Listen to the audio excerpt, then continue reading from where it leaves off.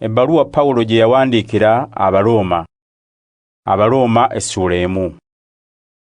Nze Pawulo omuweereza wa Kristo Yesu, nayitibwa okuba omutume, ne nnondebwa okubunyisa amawulire amalungi agava eri Katonda.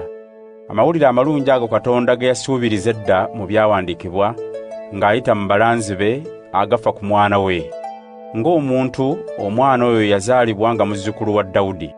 Kyokka olw'obuyinza bwe obusibuka mu butukuvu bwe yalina mu mwoyo, era n'olw'okuzuukira kwe, yakakasibwa nti mwana wa Katonda. Ye Yesu Kristo Mukama waffe, eyatukwatirwa ekisa ne tuba abatume, tutuuse amawanga gonna ku buwulize obuva mu kumukkiriza. Nammwe mulimu abo abaayitibwa okuba aba Yesu Kristo.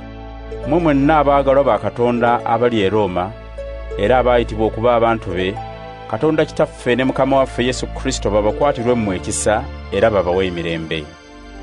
Okusooka neebaza Katonda wange nga mpita mu Yesu Kristo ku lwammwe mwenna, kubanga okukkiriza kwammwe kwogerwako mu nsi yonna.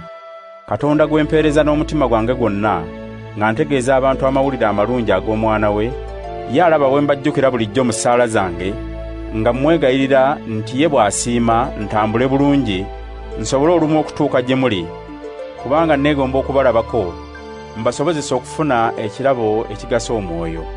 Kwe kugamba tusanyukire wamu olw'okukkiriza kwaffe, okwammwe n'okwange.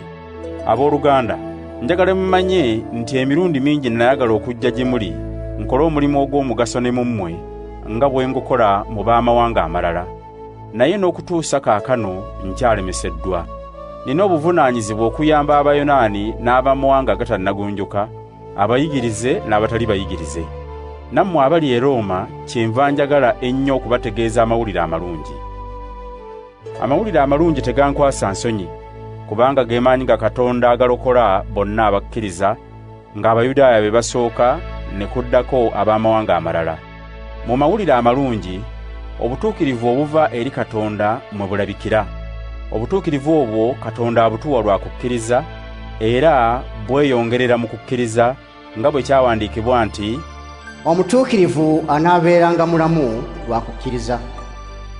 Katonda ng'asinziira mu ggulu, alaga nga bw'asunguwalira abantu bonna abatamussaamu kitiibwa era ababi, abaziyiza amazima okumanyibwa olw'empisa zaabwe embi.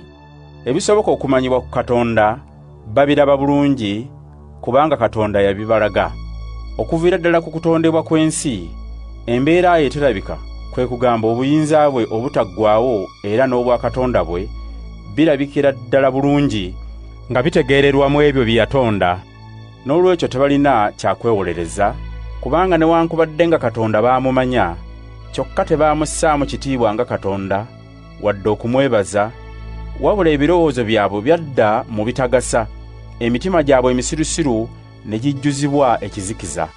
Mu kweyita abagezi baafuuka basiru. Ekitiibwa kye bandiwadde Katonda ataggwaawo ne bakiwa ebifaananyi by'abantu obuntu, n'eby'ebinyonyi, n'eby'ensolo, n'eby'ebyewalula. Katonda kyeyava abaleka, emitima gyabwe ne girulunkanira eby'ensonyi, ne bawemula emibiri gyabwe bokka na bokka. Baagaana amazima agafa ku Katonda, ne bakkiriza eby'obulimba, ne basinzanga era ne baweerezanga ebitonde mu kifo ky'omutonzi atenderezebwa emirembe n'emirembe. Amiina. Katonda kyeyava abaleka ne bafugibwa okwegomba kwabwe okubi, abakazi baabwe ne bagaana ebyo emibiri gyabwe bye gyatonderwa, ne bagikozesanga ebyo bye gitaatonderwa.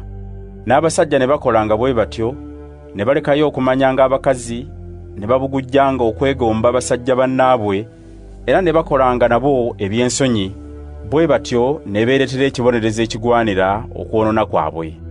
Era nga bwe baagaana okumanya Katonda, ne Katonda kyeyava abaleka ne bagwagowala emitima, ne bakolanga ebitasaana. Bajjudde ebyonoono ebya buli ngeri, obubi, omululu n'ettima. Bajjudde obuggya, obussi bw'abantu, obuyombi, n'okulowooza obubi ku balala. Bageya, basalaganako ebigambo, bakyawa Katonda, bavuma bannaabwe, beekulumbaza, beewaanawaana, era banoonyereza amakubo ag'okukola ebibi. Tebawulira bazadde baabwe, basirusiru, tebalina mazima, tebaagalana era tebalina kusaasira. newankubadde bamanyi nga Katonda asala omusango nti abakola ebyo basaanidde kufa naye babikola, ate tebakoma ku kubikola kwokka naye basiima n'abo ababikola.